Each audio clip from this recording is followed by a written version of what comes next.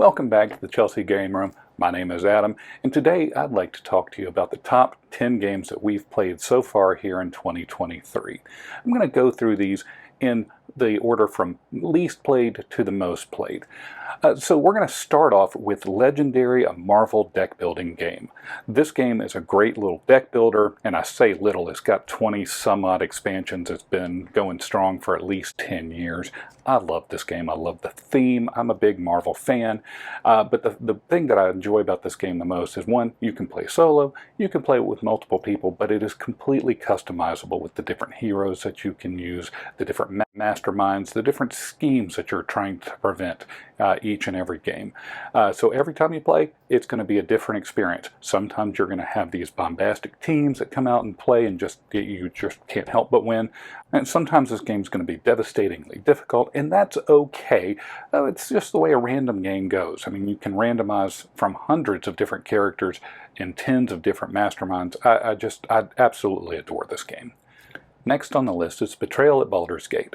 I love the Betrayal series because, one, it starts off as a cooperative game, and then once the haunting begins, then it becomes a one versus many series. And based on which omens have come up on the board and how the house has shown up, it depends on, that tells you what betrayal or what haunt you're going to play. And these are great games. I mean, it really depends, as with any other game, it depends on what people you're playing with.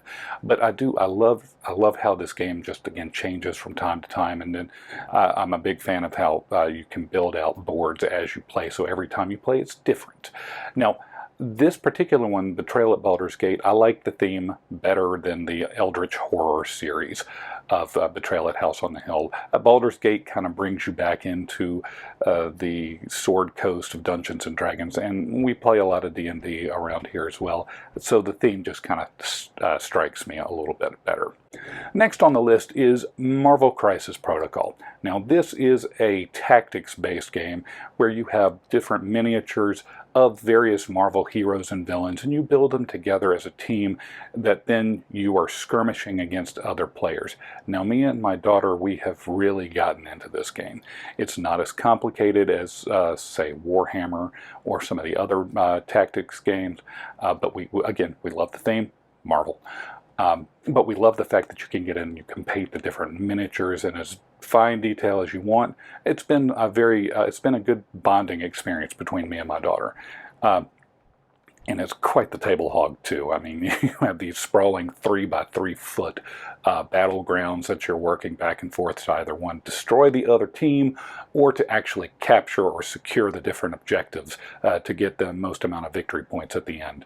It's a great game. It's actually more straightforward than a lot of the tactical games out there, and we've really just had a lot of fun with it this year.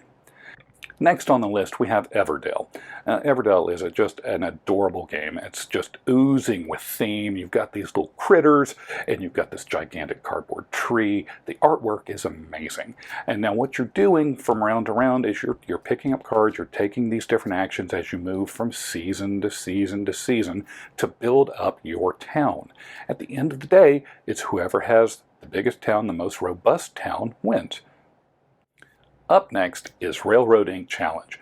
I love this little roll and write game. You can play it with one person or upwards to really however many boards you have to play.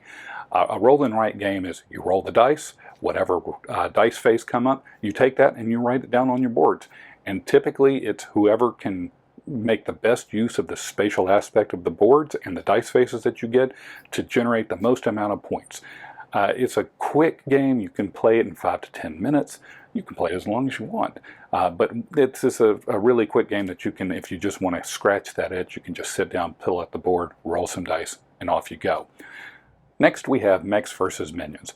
This game is just oozing with production quality. It is probably overproduced for what it is, but that's okay. It's got a great table presence.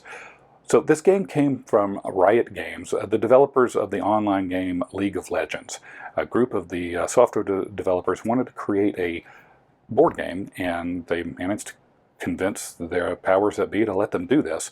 And so they've created this programming style game, and a programming game is where you take your actions and you put them in a particular order, and your turn executes in that order. When things go wrong, things go wrong. This game has hundreds of minis. It has a wonderful table presence to it. This is another one of these games that my daughter and I have really enjoyed playing together because, one, it's a brain burner, it's a thinker, in trying to get each mission. From mission to mission, it changes what you're trying to do, and you unlock different things from each mission. So the game gets progressively better as you go. We've loved this game, and we're still not done with the campaign, but we're probably going to get to it this year. I like it a lot. Up next is not so new a game, Chinese checkers. We've been going to my mother's house over the weekends, and we wanted to play a game that all of us could kind of get together, simple to learn, but it's something that you can conversate with while you play. And so we've been playing a lot of Chinese checkers. What's there to say? It's a great game. You've got all these marbles. You're just trying to get across the board. There's strategy behind it. We like it. Next on the list, we have The Captain is Dead. You're going to need some friends to play with this one. And when you're done playing, you may not have those friends anymore. This game is, again, just has a lot of theme behind it. Imagine yourself on a starship and you are cruising through space and, oh no, the captain has died. The ship is derelict in space and you are being boarded by aliens who are trying to destroy you. So you have to work together with your team to fix the ship so you can get the jump drive engaged and you can escape and survive to another mission. This game, I love it. I don't think we have won it a single time, but I've enjoyed failing every time we've played it. Now, if your group is prone to armchair quarterbacks or the hero mentality, you're going to have a real hard time with this one because you've really got to work together.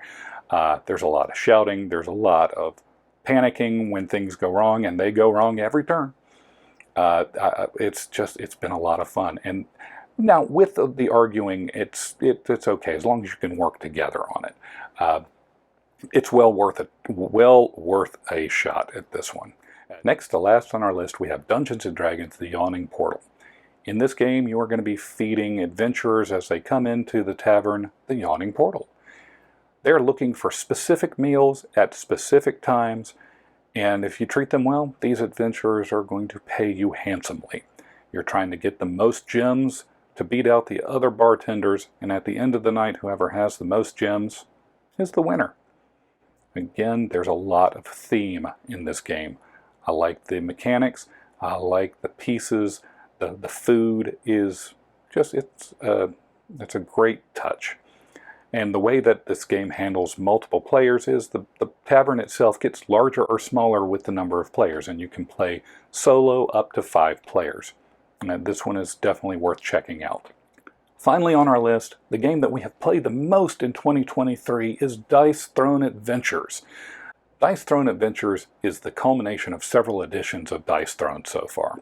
You have 2 seasons worth of unique characters, and then you have 8 characters from the Marvel Universe in Marvel Dice Throne. In Dice Throne Adventures, all of them come together and you can pick your team to fight against the Mad King himself. The game has 4 different stages.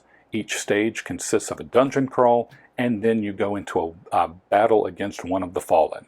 The final Fallen is the Mad King himself. As you complete each stage, you can find new loot, update your deck and your players, and you get stronger as you go. And then at the end of your campaign, you're really ultimately vying to see how many points you've got. And really you can compete against yourself to see if you can get the higher games. Me and my son love this game. It's got a great table presence, and I think that's one of the running themes of everything is we like something that looks great on the table, has a lot of flair to it. So Dice Throne has topped the list of the most played games that we have done here at Chelsea Game Room in 2023. And there you have it, the top 10 games that we've played in 2023 here at the Chelsea Game Room. I hope you've enjoyed this list. I hope you've learned something that you want to go and try and play yourself. Now here's what I'd like for you to do. Like for one, give us a like. maybe subscribe. That'd be good. But the best thing you could do for us is give us a comment and tell us, what have you played this year? I'm always on the lookout for new games to play, or to watch, or just to learn about. And that's all we got. My name is Adam. This is the Chelsea Game Room. Thanks for stopping by, and we'll see you next time. Keep playing.